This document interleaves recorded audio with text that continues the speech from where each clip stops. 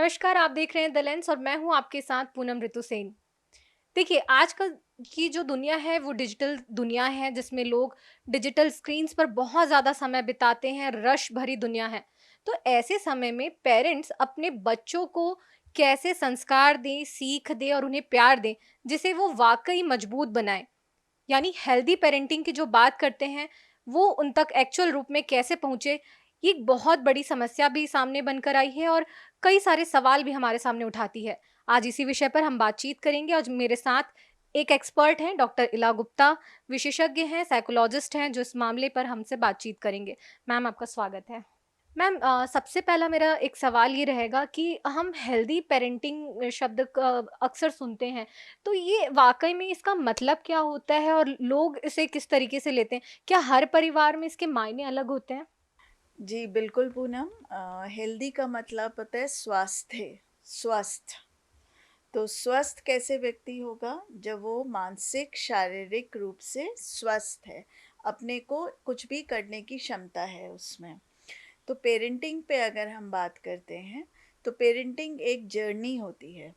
Journey का मतलब होता है मैं यहाँ से उठी और दिल्ली गई, तो मेरा जो सफ़र है वो किस प्रकार का रहा। वो सफ़र हो सकता है मेरी टिकट बुक नहीं हुई है, कंफर्म नहीं है, तो मुझे नॉर्मल उसमें बिना एसी के करना पड़े, या मुझे नॉलेज ही नहीं है कौन कौन से स्टेशंस आएंगे, पर दिल्ली तो मेरे को पहुंचना है। तो उसी प्रकार से हर युवा के जीवन में, हर मनुष्य के जीवन में एक पड़ाव आता है, और वो पड़ाव बहुत ही बदलाव लाता है। जैसे हम लोग कहते हैं एक एडोलेसेंट पीरियड होता है, जो 12 साल से 18 साल तक की उम्र में आता है। तो जो 12 साल की उम्र होती है उसको हम बोलेंगे टीनेज, एडोलेसेंट पीरियड। तो वहाँ पे हमारे शारीरिक और मानसिक बदलाव होते हैं, एक बच्चा अडल्ट के रूप में निखर कर आता है। फिर एक उम्र आती है 25 से 30 साल की उम्र में, जहाँ पर जो बच्चा है वो वयस्क हो गया है और वो पार्टनर की तलाश में है। तो पार्टनर जब उसको मिलता है तो वो एक वो सुखद जीवन का अनुभव लेते हुए आगे बढ़ते हैं। तो तब बदलाव आता है कि हमारे जीवन में एक लड़का या लड़की आई जिसके साथ हम सुख दुख बांट सकते हैं। जब दो लोग मिलते हैं तो स्वाभाविक है कि आपस में तालमेल बैठेगा और जीवन आगे बढ़ेगा। तो उसी जीवन को आगे बुनते हुए तीसरा बहुत ही महत्वपूर्ण पड़ाव आता है, जहाँ पे उनके जीवन में उनके सपने को सच करने के लिए एक बच्चा आता है, और जिसकी सभी को चाह होती है, परिवार को, माँ बाप को। तो उनको एक ओहदा मिलता है। जो एक लड़की है पहले वो पत्नी होती है, अचानक से वो माँ बनती है। माँ एक बहुत ही आदर्श और बहुत ही प्योर वर्ड है, और वैसे ही पिता का है। तो ये सफ़र तय स्टार्ट होता है एक बच्चे के लिए। तो इसको हम सफ़र बोलेंगे, और हेल्दी पेरेंटिंग ऐसा कुछ भी नहीं है। ये सब लोग यूनिक होते हैं, जैसे हमारे हाथों की 5 उँगलियाँ हैं, और हमारी सोच और हमारी पसंद अलग-अलग होती है, वैसे ही पेरेंटिंग भी अलग-अलग होती है, क्योंकि हर परिवार में जो सदस्य है, जो पिता है, उसकी इकोनॉमिक कंडीशन, उसका सोचने का तरीका, उसके वैल्यूज़, उसके बिलीफ्स सब अलग होते हैं। जैसे एक परिवार दूसरे परिवार से अलग होता है। तो यहाँ पर हमा उस माता-पिता यानी कि उस कपल को, उस जोड़े को क्या चाहिए, हमें उस पे निर्भर करती है पेरेंटिंग। मैम, अक्सर हम देखते हैं कि माता-पिता अपने बच्चों के लिए अक्सर सब कुछ अच्छा करना चाहते हैं, लेकिन वो भी किसी दबाव में रहते हैं। उस दबाव से पेरेंट्स कैसे बाहर निकले? ये बहुत बड़ा अभी हम देख रहे हैं रिसेंट में प्रॉब्लम दिखाई देता है। ये जो आप दबाव की बात कर रही हैं, ये हमें परिवार और समाज से मिलता है, क्योंकि मनुष्य का एक नेचर होता है तुलनात्मक, हमेशा अपने को कंपेयर करना, कि उसने ऐसा क्यों पहना। एक ऐड आता था ना, मेरी शर्ट तेरे से क्यों सफ़ेद है। तो वो भी पेरेंटिंग में भी ऐसा होता है कि मेरा भाई या मेरा दोस्त ने अपने बच्चे को वो खिलौना दिलाया, तो मैं नहीं दिला सकता, या दिलाता हूँ उससे एक कदम आगे बढ़ के। तो यहाँ पर जो प्रेशर होता है वो समाज का ज़्यादा होता है। जी। तो अभी जैसे अगर हम मोबाइल फ़ोन्स की बात करें, तो हम देखेंगे छोटे-छोटे बच्चों के हाथ में बहुत बढ़िया-बढ़िया लाख रुपए के मोबाइल फ़ोन हैं। तो यहाँ पे पेरेंट ये नहीं सोचता कि उसको कितने कॉल आ रहे हैं उसके ऊपर, या उसके कितने दोस्त हैं। बट हम उसको फ़ोन देंगे क्योंकि हमारे दोस्त ने या हमारे भाई ने या हमारी बहन ने अपने बच्चों को वो चीज़ दे रखी है। तो वो जो आपको फ़ोन खरीदना है, हो सकता है कि उस आपकी तनख्वाह या आपका टर्नओवर या जो भी आपके जो रिस्पॉन्सिबिलिटीज़ हैं, शायद वो उस तरीके का फ़ोन ना अफोर्ड करें। पर चूंकि आप देख रहे हैं कि चारों तरफ सबके बच्चों के पास वो चीज़ है, तो क्यों ना हम उन चीज़ों को दें। तो वो एक अनड्यू इनडायरेक्ट प्रेशर है हर पेरेंट के ऊपर बेस्ट करने का, मटेरियलिस्टिक वे में। जी। मैम हम अभी देख रहे हैं कि कुछ दिन ही हुए हैं स्कूल का नया सेशन शुरू हुआ है। अभी जो बच्चे हैं वो बड़े क्लास में भी जा रहे हैं और अपना एक नया जॉनर क्रिएट करना चाह रहे हैं कुछ बच्चे। ऐसी कंडीशन में जब वो अपने करियर का बेस्ट चुनाव कर रहे हैं, पेरेंट उनको कैसे सपोर्ट कर सकते हैं? खासकर तब जब वो उनसे सहमत ना हों। हाँ, ये स्वाभाविक सी बात है, जैसे 9, 10th, 11th, 12th हर बच्चे की, जैसे मैंने आपको लाइफ का बताया, जी। वैसे ही जो 9, 10th, 11th, 12th क्लास रहती है, वो बहुत ही इम्पोर्टेंट क्लास रहती है करियर के लिए। यहाँ बच्चों को बहुत एक्सपोज़र है, वो अपने मन की करना चाहते हैं। जैसे कुछ बच्चे बोलेंगे हमें फ़ोटो खींचना बहुत अच्छा लगता है, तो मैं फ़ोटोग्राफ़ी करूँगा। मेरे पास कल एक बच्चा आया था, उन लोग का बहुत बड़ा बिज़नेस है, बट वो जर्नलिज़्म में जाना चाहता है। मेरे को आपको देख के याद आया। जी। और वो बोला मैं मैडम जाऊँगा ही जाऊँगा, चाहे कुछ भी हो जाए। और जबकि उसके पिता का काफ़ी अच्छा बिज़नेस हुँ। है। हाँ। तो वो बिज़नेस नहीं करेगा। तो यहाँ पर उसकी कॉन्फ्लिक्ट है कि पिताजी कहते हैं कि तुम बिज़नेस जॉइन करो, हुँ। और वो कहता है मैं जर्नलिज़्म के लिए 2 साल पढ़ाई करूँगा। और जबकि वो इंजीनियरिंग कर चुका है, वो लड़का, बड़ा बच्चा है। तो यहाँ पे कॉन्फ्लिक्ट आ रहे हैं। तो मैं आप सबसे बोलूँगी, हर पेरेंट से बोलूँगी, यहाँ पर आप जाँचें। हर घर की परिस्थिति अलग-अलग होती है। सपोज़ जैसे अगर हम उस बच्चे का एग्ज़ाम्पल लेते हैं, तो यहाँ पे पिता को देखना चाहिए कि अगर वो 2 साल जर्नलिज़्म करके और 2 साल नौकरी करके, किसी के अंडर काम करके, अपने मन का करता है, तो हुँ। हो सकता है कि वो ज़रूर कुछ अच्छा करे। तो उसको 4 साल में हमारा बिज़नेस तो चल ही रहा है, जी। पिता तो सँभाल ही रहा है बिज़नेस, तो वो 4 साल और सँभाल ले। साथ ही साथ जब बेटा खाली होता है, तब उसको बिल्कुल बोले कि तुम थोड़ी देर के लिए आके फैक्ट्री में, दुकान में या जो भी व्यापार है वहाँ बैठो, जिससे कि बच्चे को कुछ नया ना लगे, लड़के को। और साइड बाय साइड वो एक प्रकार का जर्नलिज्म का कोर्स करके एक्सप्लोर कर सकता है। यहाँ पे अगर हमारा बच्चा सक्सेस होता है, तो ये तो बहुत ही अच्छी बात है। बिजनेस के साथ साथ पत्रकारिता के रूप में भी उस वो हुँ। अपना नाम कमाएगा। और अगर वो इन केस 1% उसको वो नहीं मिलता जिसकी वो आशा हुँ। करता है, तो पिता का बिज़नेस तो है ही, वो वहाँ पे आ सकता है। तो मेरे कहने का तात्पर्य ये है कि हमें अपने बच्चों को अगर कोई रिस्पॉन्सिबिलिटी या इतना बर्डन ना हो कि माता-पिता अपना काम कर रहे हैं और बच्चा एक्सप्लोर करना चाहता है और समय है बच्चे के पास 2-3 साल, तो हमें ज़रूर देना चाहिए। क्योंकि ऐसे केसेस में बच्चे बहुत अच्छा करते हैं। और अगर बच्चे कुछ नई चीज़ बोल रहे हैं कि हमें ये करना है, अक्सर माता-पिता को जानकारी नहीं होती है उस करियर के लिए, तो मैं आप सब माता-पिता जो भी ये शो सुन रहे हैं, उनसे बोलूँगी हमारे पास सबके पास फ़ोन है। जैसे ही आपका बच्चा बोलता है मुझे ये कोर्स करना है, आप उस कोर्स का नाम टाइप करिए, वहाँ पर आपको उस कोर्स की पूरी जानकारी आ जाएगी।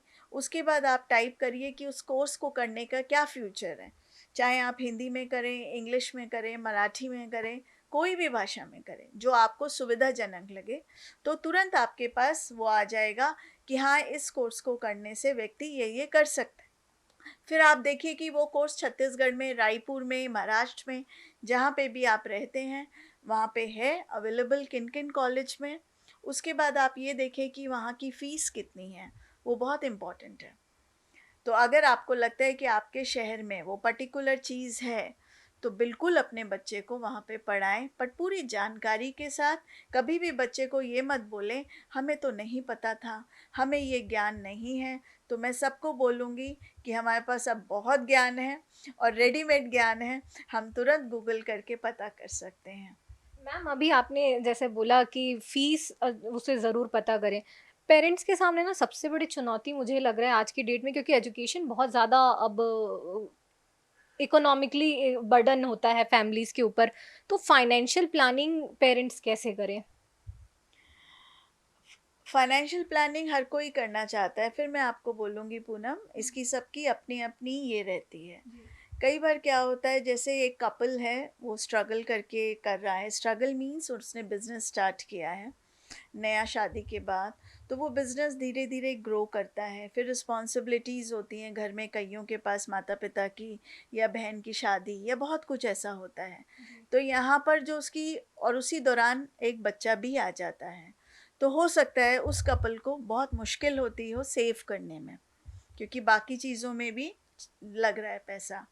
तो यहाँ पर हम ये बोलेंगे, आजकल बहुत सारी पॉलिसीज़ आती हैं जिसमें साल में एक बार थोड़ा-सा अमाउंट हमें रखना पड़ता है। तो जब बच्चा 21 साल का होगा तो हमें वो पैसा मिलता है। बट कई बार हम वो भी नहीं कर पाते हैं, कुछ हुँ। पेरेंट्स, क्योंकि हम लोग डेवलपिंग कंट्री से हैं। ये सब चीज़ें डेवलप्ड कंट्री में होती हैं, अगर हम इकोनॉमिक्स डेटा देखें। तो यहाँ पे हमारा यूथ अभी भी स्ट्रगल कर रहा है। 80%, मैं 20% की बात नहीं कर रही हूँ, मैं मिडिल क्लास की बात कर रही हूँ। वो अभी भी रोटी कपड़ा मकान से कह सकते हैं जूझ रहा है। तो उसके लिए बड़ी परेशानी की बात है कि वो कैसे बच्चे के लिए, फ्यूचर के लिए करें। तो मैं उन सब माँ-बाप को, आदरणीय है मेरे लिए, मैं उनको सबको बोलना चाहूँगी, आज हमारी सरकार की भारत को स्वावलंबी बनाने के लिए बहुत सारी योजनाएँ हैं, जिसमें हमें बिल्कुल हताश नहीं होना चाहिए।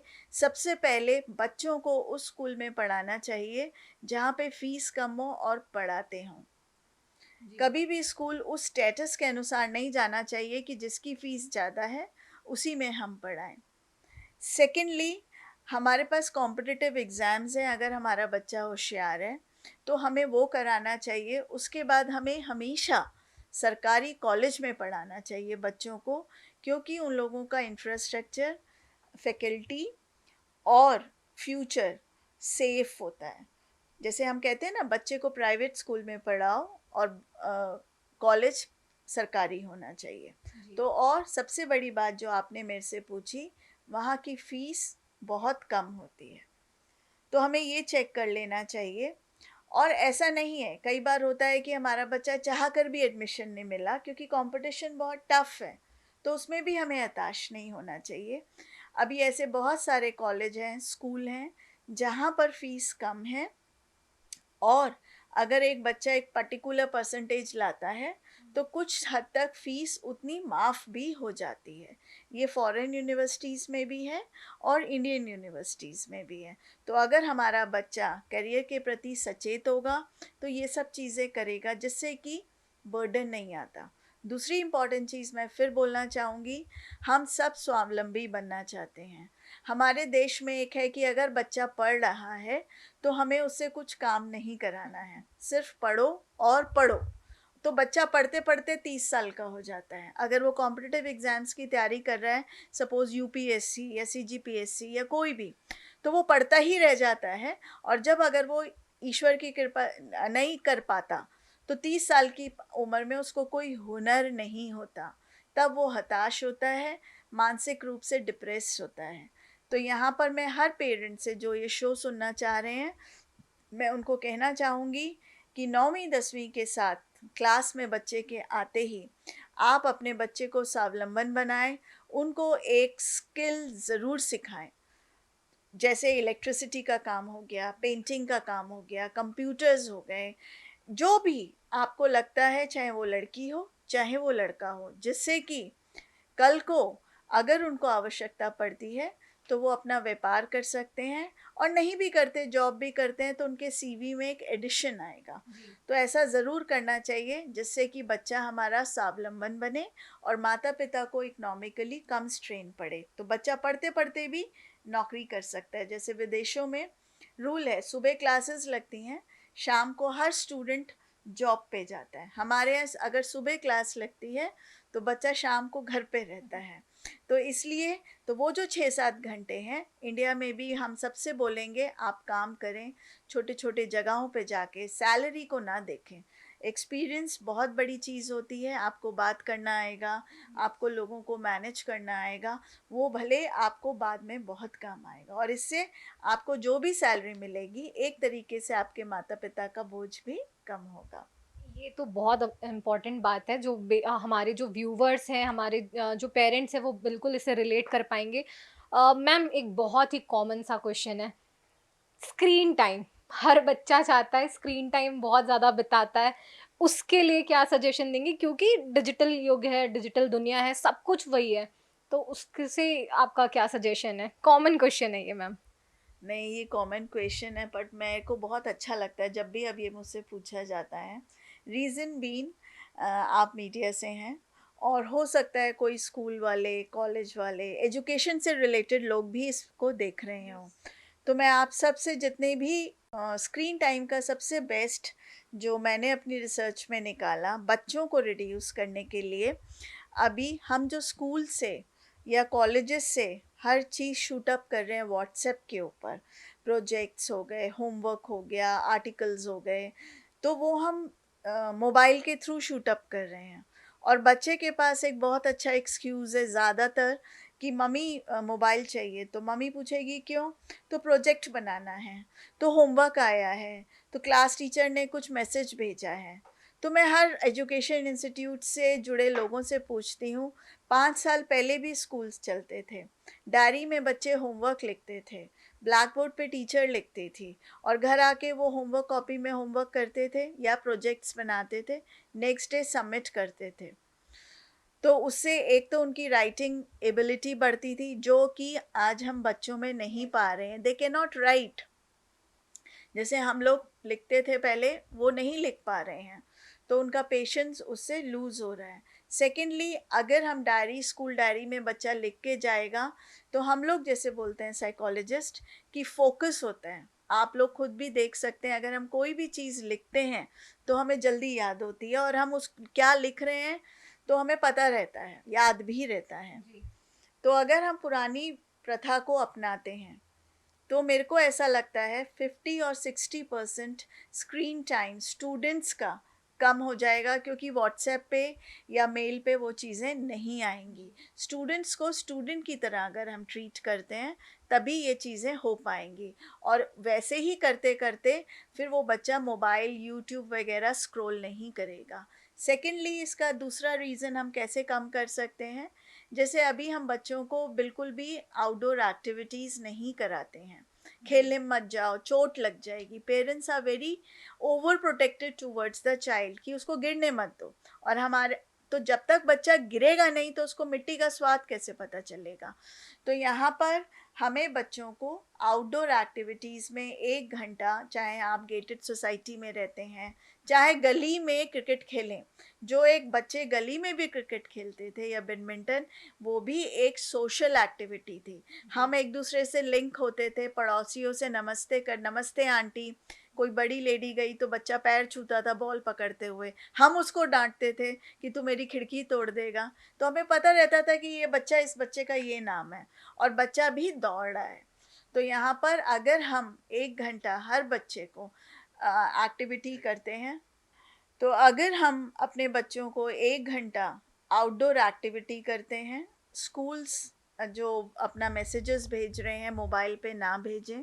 पहले जैसे हम सर्कुलर निकालते थे या फिर हम डायरी में लिखाते थे बच्चे से, वो करें। थर्डली, हम अपने घरों में किताबें रखें। हमारे घरों में आजकल मैगज़ीन्स नहीं आती हैं, जैसे पहले धर्मयुग, कादम्बनी, इलस्ट्रेट वीकली, अमरचित कथा और बच्चों के फ़िक्शन नॉवेल्स घर में रहते थे। जैसे-जैसे बच्चा बड़ा होता था, पेरेंट्स लाके किताबें देते थे।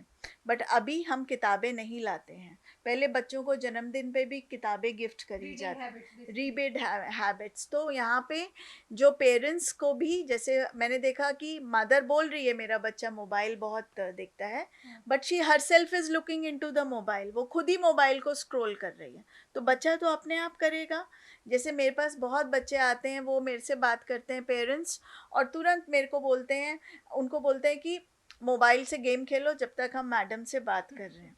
तो मैं कहती हूँ बैठने दीजिए। तो इसको हम लोग बोलते हैं फ्री टाइम।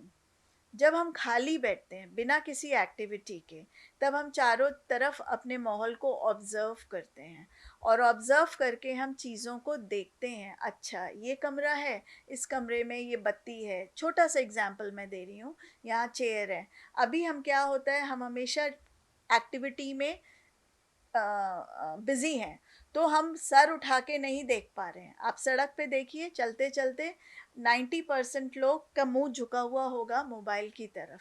उनको नहीं पता आसपास से कौन गुजर गया। तो वो जो लोगों की ऑब्जर्वेशन है वो नहीं है। तो यहाँ पर अगर हम इस तरह की ये 4-5 एक्टिविटी करते हैं तो ज़रूर बच्चों का स्क्रीन टाइम कम होगा। मैम, हमारे ना एक दर्शक का एक सवाल था, मैं आपसे वो पूछना चाहूँगी। उनका कहना था, मेरा बच्चा अपनी भावनाओं को व्यक्त नहीं करता और मुझे समझ नहीं आता कि वो खुश है या परेशान। तो ऐसे में माता-पिता अपने बच्चे के मन की बात को कैसे समझें? ये बहुत ही प्यारा सा क्वेश्चन है। कुछ बच्चे कम बोलते हैं, पर हम एज अ पेरेंट बड़े इंक्विजिटिव होते हैं उनके बारे में सब कुछ जानने के लिए। तो मैं हर पेरेंट से कहूँगी, समय दीजिए। अगर बच्चा दुखी या खुशी नहीं पता लगा पा रहे, तो आप देखिए क्या बच्चा आपका समय पे खाना खाता है, सोता है, उसके बाउल मोमेंट्स यानी कि टॉयलेट मोमेंट्स, वॉशरूम वो टाइम पे जाता है, वो अपनी डे टू डे एक्टिविटी जैसे स्कूल के होमवर्क हो गए या दोस्तों के साथ खेलना हो गया, क्या वो चीज़ें वो सब कर पा रहा है अच्छे से? तो इसका मतलब सब चीज़ें नॉर्मल हैं। आपको परेशान होने की ज़रूरत नहीं है। कुछ बच्चे कम बात करते हैं, तो उनको जब सब चीज़ें नॉर्मल हैं तो वो खुश कैसे और दुःख कैसे, उनके लिए नॉर्मल है। बट हाँ, जब पेरेंट को लगे कि वो बहुत ज़्यादा बात कर रहा है, बहुत हाइपर एक्टिव है, एक जगह नहीं बैठता है, चीज़ों को छूता है और पढ़ नहीं पाता, फ़ोकस नहीं कर पाता है, एक काम किया, दूसरा छोड़ा, दूसरा किया, तीसरे पे पकड़े, और ज़्यादा दिन देर तक एक खिलौने से नहीं खेल पा रहा है, छोटे से ही हमें पता चल जाता है। और बात-बात पे रोता है बहुत ज़्यादा, चीज़ों को तोड़ देता है, तो तुरंत आप साइकोलॉजिस्ट को दिखाइए। That is called hyper activity, that is ADHD. तो वो भी खतरनाक है। तो यहाँ पे हम इन दोनों चीज़ों से पता लगा सकते हैं कि हमारा बच्चा नॉर्मल है कि नहीं है। मैम, हम ना अभी देख रहे हैं कि लास्ट 2-3 डिकेड्स की मैं बात करूँ तो अब क्या हो रहा है कि दोनों पेरेंट्स मतलब मॉम एंड डैड दोनों ही अब वर्किंग है। तो टाइम मैनेजमेंट बहुत बड़ा क्वेश्चन होता है। तो आज की डेट में बच्चों के साथ टाइम मैनेजमेंट कैसा निकालें? ये लास्ट सवाल। जी, आजकल सभी माँ-बाप, मैं भी वर्किंग हूँ, मैं दूर कहाँ जाऊँ, मैं तो खुद ही वर्किंग हूँ, मेरे भी 2 बेटे हैं। तो यहाँ पर टाइम हमें मैनेज करना पड़ता है। हम हमेशा साथ नहीं रह सकते, स्पेशली मैं ये वुमेन के लिए कहूँगी। कोई भी महिला जब बाहर काम करने जाती है तो उसको एक गिल्ट होता है, पछतावा, मैं बाहर जा रही हूँ, मेरे बच्चे घर पे हैं। क्योंकि हमारा एक माइंडसेट है कि आज पुरुष जाएगा रोटी कमाने और महिला जो है घर को देखेगी। अभी तो ऐसा हो गया दोनों ही कमाने को जा रहे हैं, तो महिला को कहीं न कहीं से गिल्टी होती है। उसको ऐसा लगता है महिला ही बच्चों के लिए है। केवल वो उसका काम केवल बच्चों को सँभालना है, नहीं, ऐसा नहीं है। तो यहाँ पे अगर जो भी महिला काम कर रही है, सबसे पहले वो खुश मन से जाए, काम करने जा रही है, क्योंकि वो जो काम कर रही है, वो बच्चे के लिए कर रही है ना? और उस दौरान अगर बच्चा छोटा है, तो उसका टाइम टेबल वो इस प्रकार बनाए, चाहे वो दादी के साथ रहता है, चाहे नानी के साथ, चाहे वो क्रेच में रहता है या कोई बाई रहती है साथ में। और अभी तो टेक्नोलॉजी है, हमारे पास कैमराज़ हैं, तो उसमें उसका जो सामान है खाने का, खेलने का, वो सब मैनेज करके जाए। और जब वो ऑफ़िस से आए, तो सबसे पहले वो लेडी जो भी है, मैं हर किसी को कहती हूँ, अकेले रेस्ट करे आधा घंटा। कई बार क्या होता है, महिला आई और तुरंत वो घर के काम में लग गए, एग्जर्शन। एक्सर्शन, तो वो आखिरी एंड ऑफ द डे वो चिड़चिड़ी हो। तो उस टाइम अगर उसका बच्चा उससे कुछ डिमांड करता है, तो उसमें शक्ति ही नहीं है। तो पहले हर महिला को, चाहे वो पुरुष भी हो सकता है, पहले अपने आप को शक्तिशाली करो। फिर उसके बाद एकदम आधे घंटे, आपको ज़रूरी नहीं है कि आप 24 घंटे बच्चों के साथ रहो, उनकी सुनो।